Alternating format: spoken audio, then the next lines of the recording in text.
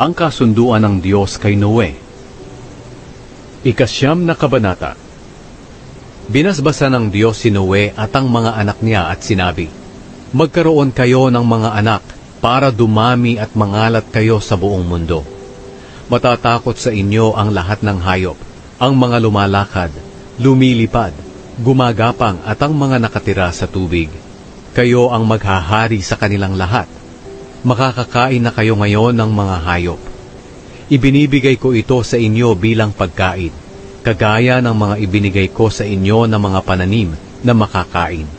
Pero huwag ninyong kakainin ang hayop na nang mamatay ay hindi lumabas ang dugo, dahil ang dugo ay simbolo ng buhay. Sisingilin ko ang sino mang papatay sa inyo, kahit ang mga hayop. Sisingilin ko ang sino mang papatay sa kanyang kapwa. Ang sino mang pumatay sa kanyang kapwa ay papatayin din ng kanyang kapwa, sapagkat ang tao ay ginawa ng Diyos na kawangis niya. Ngayon magkaroon kayo ng mga anak, para dumami at mangalat sa buong mundo. Sinabi pa ng Diyos kay Noe at sa mga anak niya, ito ang kasunduan ko sa inyo at sa mga lahi ninyo, at sa lahat ng nabubuhay sa mundo pati sa lahat ng hayop na naging kasama ninyo sa barko.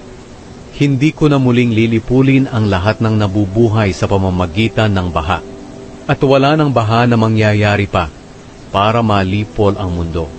At sinabi pa ng Diyos, bilang palatandaan ng kasunduan ko sa inyo at sa mga hayop at sa lahat ng susunod nyo pang mga henerasyon, maglalagay ako ng bahaghari sa ulap.